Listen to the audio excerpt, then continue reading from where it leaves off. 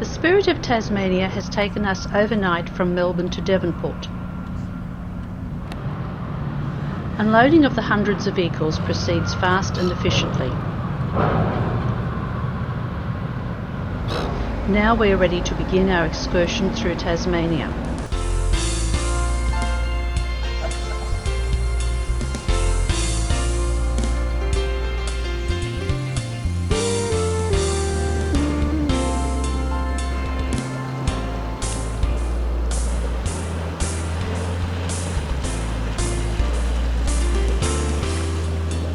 Along the north coast, volcanic rocks on the shore hint at the origin of the place. As a matter of fact, the entire island was created by volcanic activity.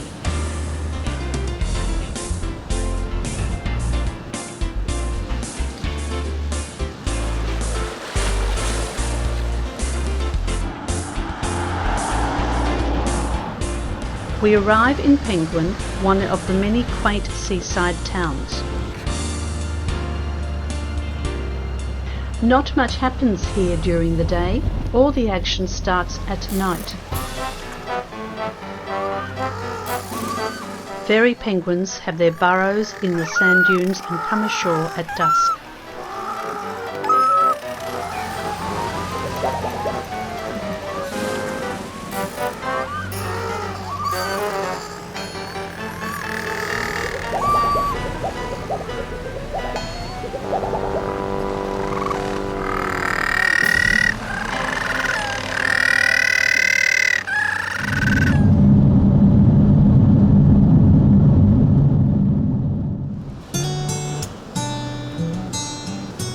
Many old buildings in Stanley give testimony of its historic past.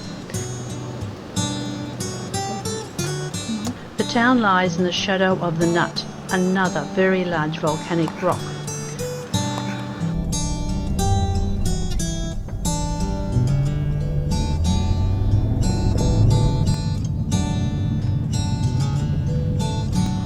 The first night finds us on the west coast, sheltering inside the van from the blustery conditions.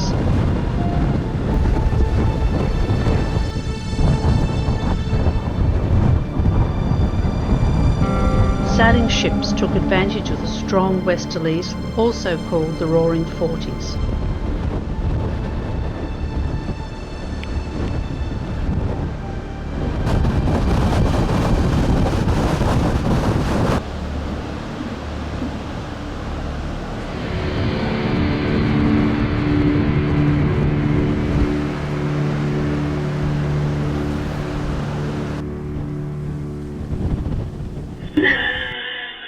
Tasmanian devils are the largest carnivorous marsupials in the world.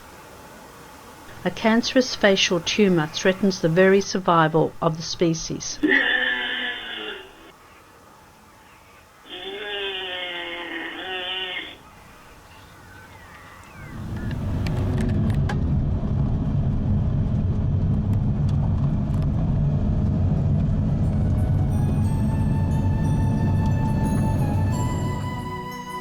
After driving through the Pieman Conservation Area, which covers 1,000 square kilometres, we reach Fat Man's Barge at Corina.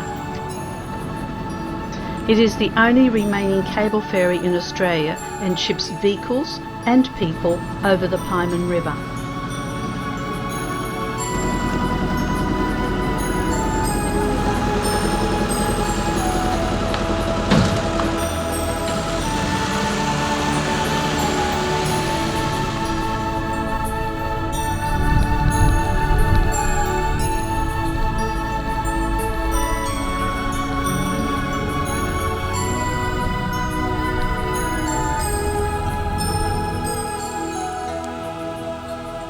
Inclement weather makes a campfire even more enjoyable.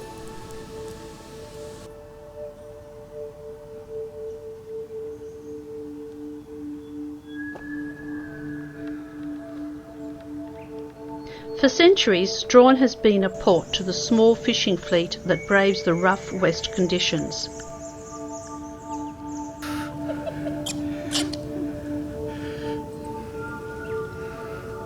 Nowadays, the town is well known as an important tourist destination in the region.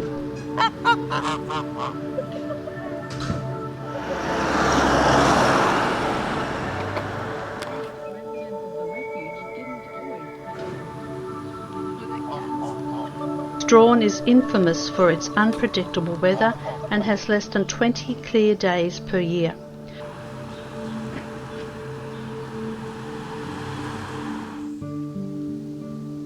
Fully aware of the fact, we come well prepared for a walk through the cool, temperate rainforest.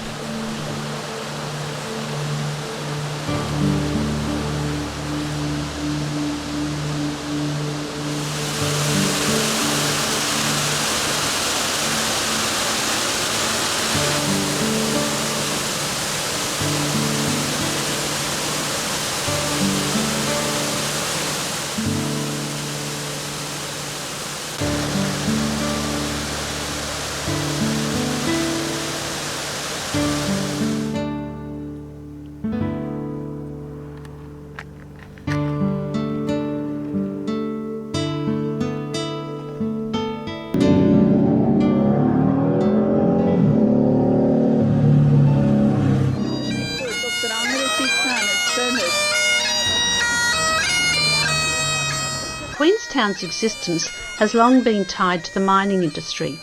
Alluvial gold was first discovered in 1881 and copper followed shortly after. Visitors are able to catch glimpses of Queenstown's colourful past simply by strolling up the main street.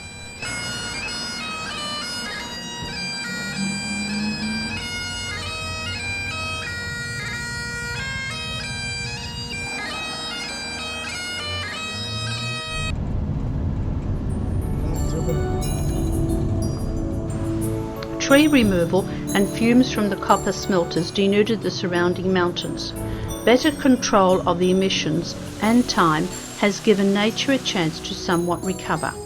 The birthplace of Mount Lyell mine is here at the Iron Blow digging where copper was first found.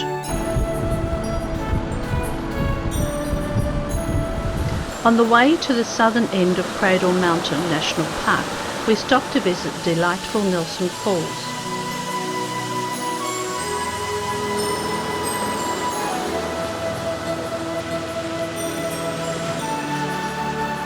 Lake St Clair is part of the Tasmanian Wilderness World Heritage Area. It may not be the largest, but with 200 metres, the deepest lake in Australia.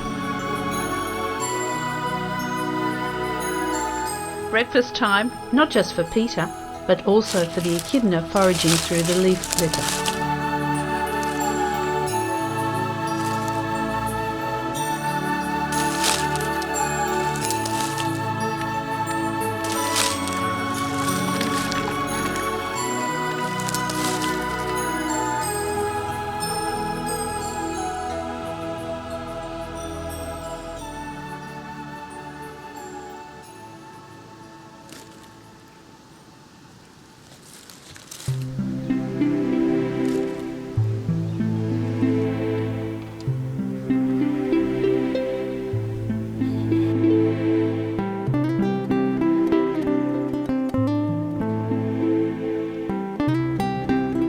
We cannot linger to make use of the prime fishing country in the Central Highlands, but head towards Steppe State Reserve.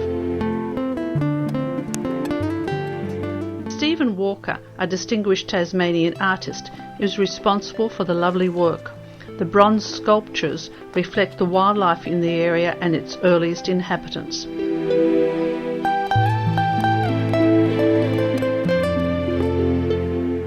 The old homestead was occupied until 1975 and used to be part of the large sheep station.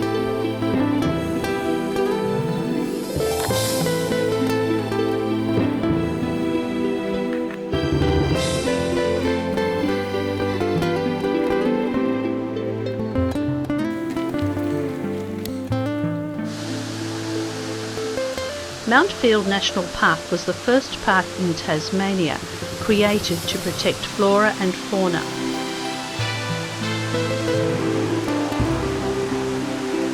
It offers an incredible diversity of plants, visitors and of course waterfalls.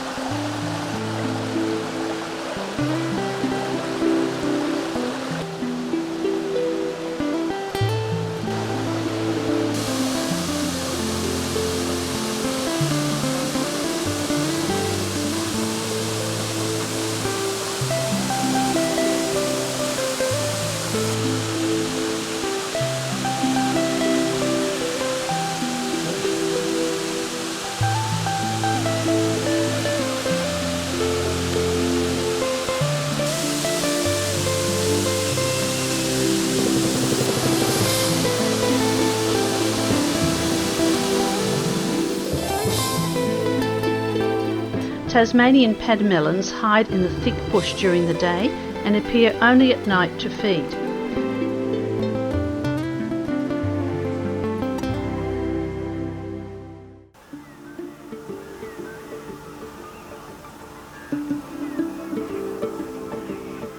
Native hens are a distant relative to our domestic chicken.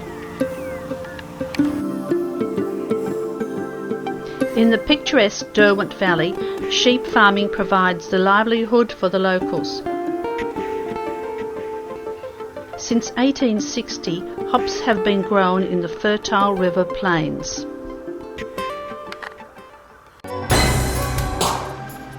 Mount Wellington rises barely 1,300 metres over Hobart and yet greatly influences the town's weather.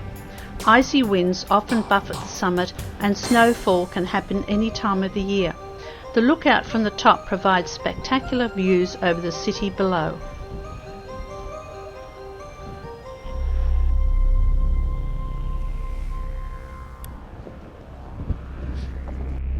Drive 1.8 kilometres, then keep right onto Tasman Highway.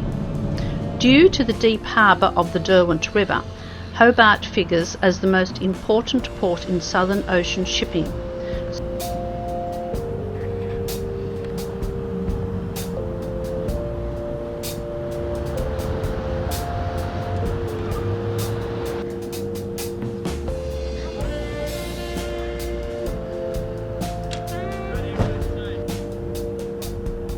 Sir Douglas Mawson, like a few others before and after him, made this place the departure point for expeditions to Antarctica.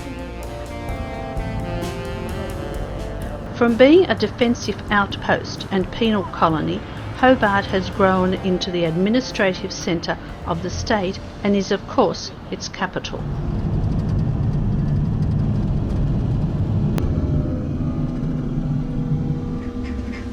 Biggs Bridge in Richmond was built by convicts. The sandstone had to be hauled by handcart from over 3 kilometres away. The bridge is said to be haunted by several ghosts, one of them a cruel flogger.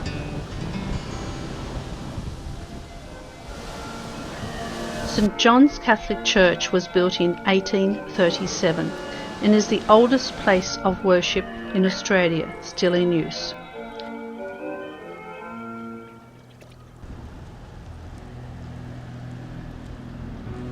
Located in the southeast, Richmond used to be an important military staging point linking Hobart and Port Arthur. Many well-preserved buildings give the town its character.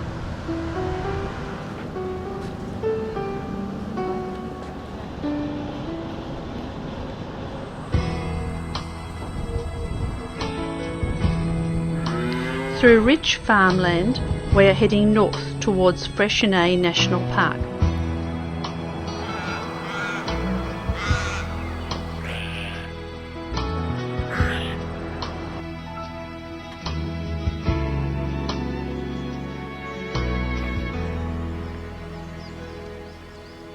As we enter the park, the dramatic peaks of the Hazard Range welcome us.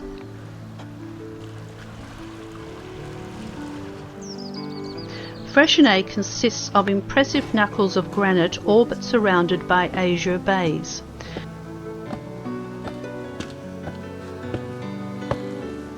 The trek up to Wineglass Bay lookout is a bit of a scramble.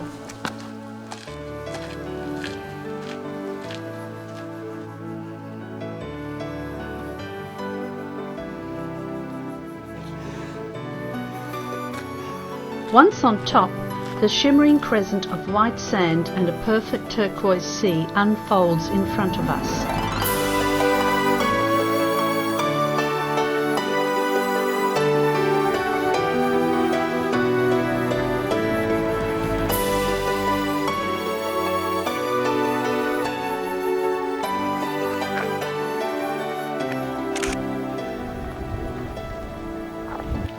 From Cape Tourville Lighthouse, a colony of Australian fur seals can be spotted on a couple of offshore rocks.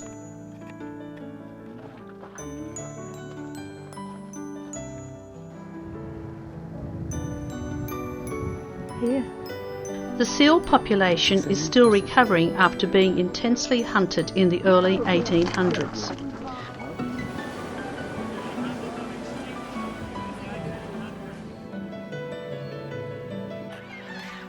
While setting up camp next to a beautiful lagoon near St Helens, a flock of black yellow-tailed cockatoos also arrive.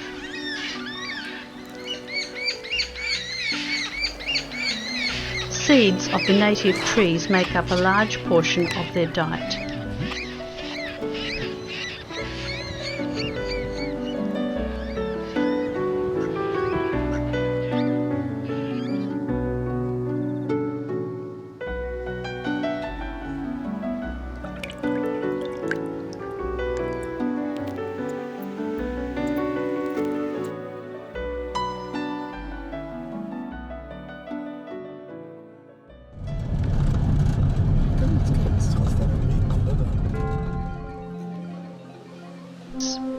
Some of the finest cave systems in the state also include the Narawntapu Cave. It's a so-called wet cave because of a couple of underground rivers running through it. Several large chambers offer a large variety of spectacular limestone formations.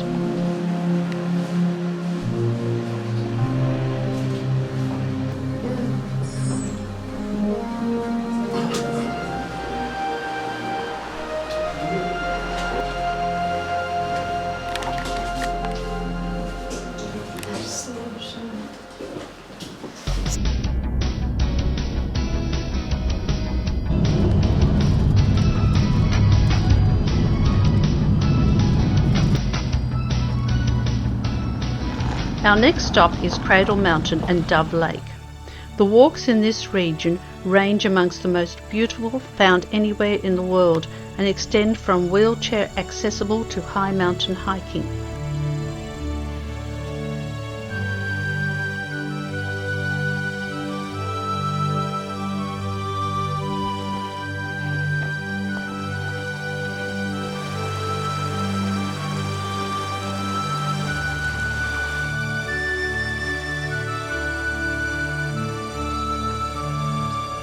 The Pandani count amongst some rare species often found in Tasmania's alpine region.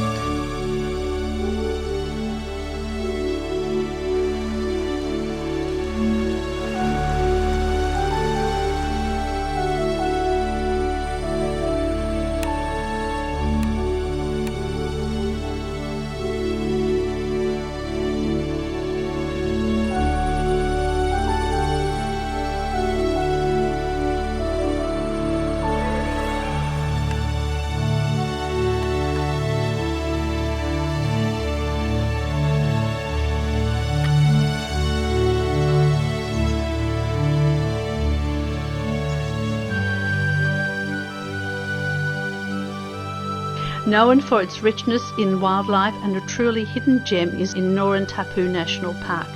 Before catching the ferry back to the mainland, and as a fitting finale to our holiday, we decide to spend the last night here amongst the locals.